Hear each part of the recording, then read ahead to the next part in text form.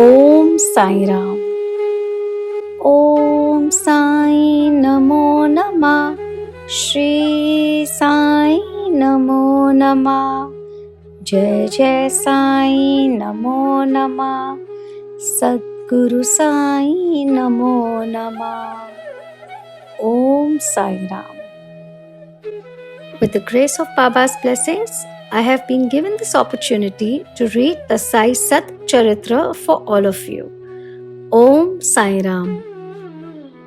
Today we'll be reading chapter 10, Sai Baba's mode of life, his sleeping board, his stay in Shirdi, his teachings, his humility, the easiest path. Remember him, Sai Baba, always with love, for he was engrossed in doing good to all and always abided in his self. To remember him only is to solve the riddle of life and death. This is the best and easiest of sadhanas, as it involves no expenditure. A little exertion here brings great rewards. So as long as our senses are sound, we should minute by minute practice this sadhana. All other gods are illusory. Guru is the only God. If we believe in Sadguru's holy feet, he can change our fortune for the better. If we serve him nicely, we get rid of our samsar. We need not study any philosophy like the Nyaya and the Mimamsa. If we make him our helmsman, we can easily cross over the sea of all our pains and sorrows. As we trust the helmsman in crossing rivers and seas, so we have to trust our Sadguru in getting over the ocean of worldly existence. The Sadguru looks to the intense feeling and devotion of his devotees, endows them with knowledge and eternal bliss.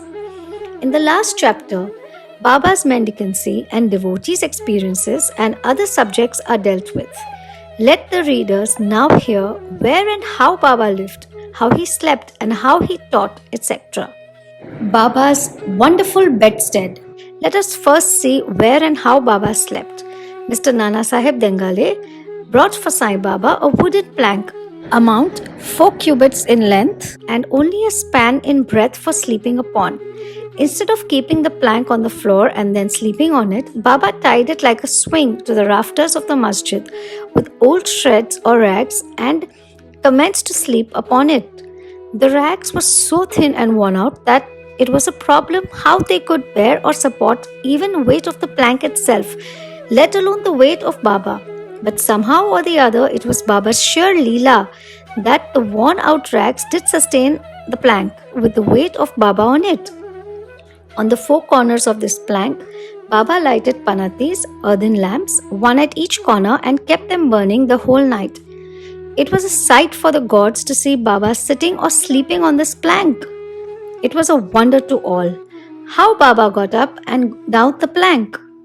Out of curiosity, many careful observers kept watching the process of mounting and dismounting, but none succeeded. As crowds began to swell so to detect this wonderful feat, Baba one day broke the plank into pieces and threw it away. Baba had all the 8 siddhis, powers at his command. He never practiced nor craved for them. They came to him naturally as a result of his perfection. Sagun manifestation of Brahman. Though Sai Baba looked like a man, 3 cubits and a half in length, still he dwelt in the hearts of all. Inwardly he was an unattached and indifferent. But outwardly he longed for public welfare. Inwardly most disinterested, he looked outwardly full of desires for the sake of his devotees. Inwardly an abode of peace, he looked outwardly restless. Inwardly he had the state of Brahman, outwardly he acted like a devil. Inwardly he loved Advaita, union or monism. Outwardly he got entangled with the world. Sometimes he looked on all with affection, and at times he threw stones at them. Sometimes he scolded them, while at times he embraced them and was calm, composed, tolerant, and well-balanced. He always abided and was engrossed in the self and was well disposed towards his bhaktas. He always sat on one asan and never travelled. His band was a small stick which he always carried in his hand. He was calm, being thought-free. He never cared for wealth and fame and lived on begging. Such a life he led. He always uttered Allah Malik, God is the real owner. Entire and unbroken was his love for the bhaktas. He was the mine or storehouse for self-knowledge and full of divine bliss. Such was the divine form of Sai Baba, boundless, endless and undifferentiated.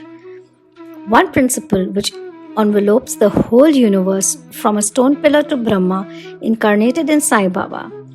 The really meritorious and fortunate people got this treasure trove in their hands, while those people who, not knowing the real worth of Sai Baba, took or take him to be a man, a mere human being, were and are indeed miserable.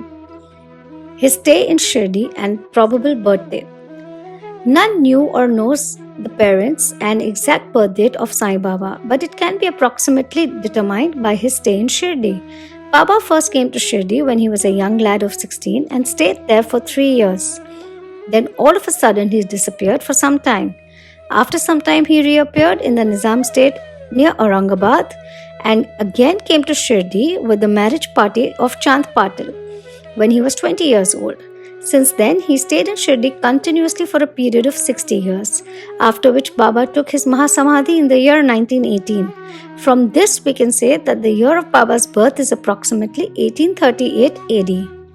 Baba's mission and advice. Saint Ramadas from 1608 to 1681 flourished in the 17th century and fulfilled to a great extent his mission of protecting cows and Brahmins against the Yavanas, Mohammedans. But within 2 centuries after him, the split between the two communities, Hindus and Mohammedans, widened again, and Sai Baba came to bridge the gulf. His constant advice to all was to this effect: Rama, the god of the Hindus, and Rahim, the god of the Mohammedans, were one and the same. There was not the slightest difference between them. Why should their devotees quarrel amongst themselves? You ignorant folk, children, join hands and bring both the communities together. Act sanely, and thus you will gain your object of national unity. It is not good to dispute and argue, so don't argue, don't emulate others. Always consider your interest and welfare. The Lord will protect you. Yoga, sacrifice, penance, and knowledge are the means to attain God. If you do not succeed in this, by any means, vain is your birth. If anyone does any evil unto you, do not retaliate. If you can do anything, do some good unto other. This, in short, was Sai Baba's advice to all, and this will stand in good stead both in material and spiritual matters. Sai Baba as Sadguru. There are gurus and gurus. There are many so-called gurus who go about from house to house with cymbals and veena in their hands and make a show of their spirituality. They blow mantras into the ears of their disciples and extract money from them. They profess to teach piety and religion to their disciples, but are themselves impious and irreligious. Sai Baba never thought of making the least show of his worth, piety. Body consciousness he had none, but he had great love for the disciples. There are 2 kinds of gurus. The first is niyat, appointed or fixed, and second is aniyat, unappointed or general. The latter, by their advice, develop the good qualities in us, purify our hearts and set us on the path of salvation. But contact with the former dispels our quality, sense of difference, and establishes us in unity by making us realize, Thou art that. There are various gurus imparting to us various kinds of worldly knowledge, but he who fixes us in our nature, self, and carries us beyond the ocean of worldly existence is the Sadguru. Sai Baba was such a Sadguru. His greatness is undescribable. If anybody went to take his darshana, he, without being asked, would give every detail of his past, present, and future life. He saw divinity in all beings. Friends and foes were alike to him. Disinterested and equal balanced, he obliged the evildoers. He was the same in prosperity and adversity. No doubt ever touched him. Though he possessed the human body, he was not in the least attached to his body or house. Though he looked embodied, he was really disembodied, that is, free in this every life. Blessed are the people of Shirdi who worship Sai as their God, while eating, drinking, working in their backyards and fields and doing various household works. They always remembered Sai and sang his glory. They knew no other God except Sai. What to speak of the love, the sweetness of the love of the women of Shirdi? They were quite ignorant, but their pure love inspired them to compose poems or songs in their simple rural language. Letters or learning they had none. Still, one can discern real poetry in their simple songs. It is not intelligence but love that inspires real poetry as such. Real poetry is the manifestation of true love, and this can be seen and appreciated by intelligent listeners. Collection of these folk songs is desirable, and Baba willing, some fortunate devotee may undertake the task of collecting and publishing these folk songs, either in the Sai Leela magazine or separately in a book form. Baba's humility. Lord or Bhagwan is said to have 6 qualities, that is, fame, wealth, non-attachment, knowledge, grandeur, and generosity. Baba had all these in him. He incarnated in flesh for the sake of the bhaktas. Wonderful were his grace and kindness. He drew the devotees to him, or how else one could have known him? For the sake of his bhaktas, Baba spoke such words as the goddess of speech dare not utter. Here is a specimen. Baba spoke very humbly as follows: Slave of slaves, I am your debtor. I am satisfied at your darshan. It is a great favor that I saw your feet. I am an insect in your excreta. I consider myself blessed hereby. What humility is this? If anybody would think that by publishing this, any disrespect is shown to Sai, we beg his pardon, and to atone for this we sing and repeat Baba's name. Though Baba seemed outwardly to enjoy sense objects, he had not the least flavor in them, nor even the consciousness of enjoying them. Though he ate, he had no taste, and though he saw, he never felt any interest in what he saw. Regarding passion, he was as perfect a celibate as Hanuman. He was not attached to anything. He was pure consciousness, the resting place of desire, anger, and other feelings. In short, he was disinterested, free, and perfect. A striking instance may be cited in illustration of this statement. Nanavalli. There was in Shirdi a very quaint and queer fellow by the name Nanavalli. He looked to Baba's work and affairs. He once approached Baba, who was seated on his gaddi or seat, and asked him to get up as he wanted to occupy the same. Baba at once got up and left the seat which he occupied. After sitting there a while, Nanavalli got up and asked Baba to take his seat. Then Baba sat on the seat and Nanavalli fell at his feet and then went away. Baba did not show the slightest displeasure in being dictated to and ousted. This Nanavalli loved Baba so much that he breathed his last on the 13th day of Baba's taking Mahasamadhi. The easiest path. Hearing the stories of the saints and being in their company. Though Sai Baba acted outwardly like an ordinary man, his actions showed extraordinary intelligence and skill. Whatever he did was done for the good of his devotees. He never prescribed any asana, regulation of breathing, or any rites to his bhaktas, nor did he blow any mantras into their ears. He told them to leave off all cleverness and always remembered Sai Sai. If you did that, he said, all your shackles would be removed and you would be free. Sitting between 5 fires, sacrifices, chantings, eightfold yoga are possible for the Brahmins only. They are of no use to the other classes. The function of the mind is to think. It cannot remain for a minute without thinking. If you give it a sense object, it will think about it. If you give it to a guru, it will think about the guru. You have heard most attentively the greatness, grandeur of Sai. This is the natural remembrance, worship, and kirtan of Sai. Hearing the stories of the saints is not so difficult as the other sadhanas mentioned above. The stories, remove all fear of this samsara, worldly existence, and take you on to the spiritual path.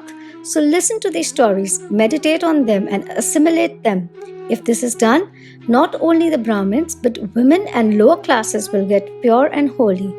You may do or attend to your worldly duties, but give your mind to Sai and his stories, and then he is sure to bless you. This is the easiest path, but why do not all take to it? The reason is that without God's grace, we do not get the desire to listen to the stories of saints.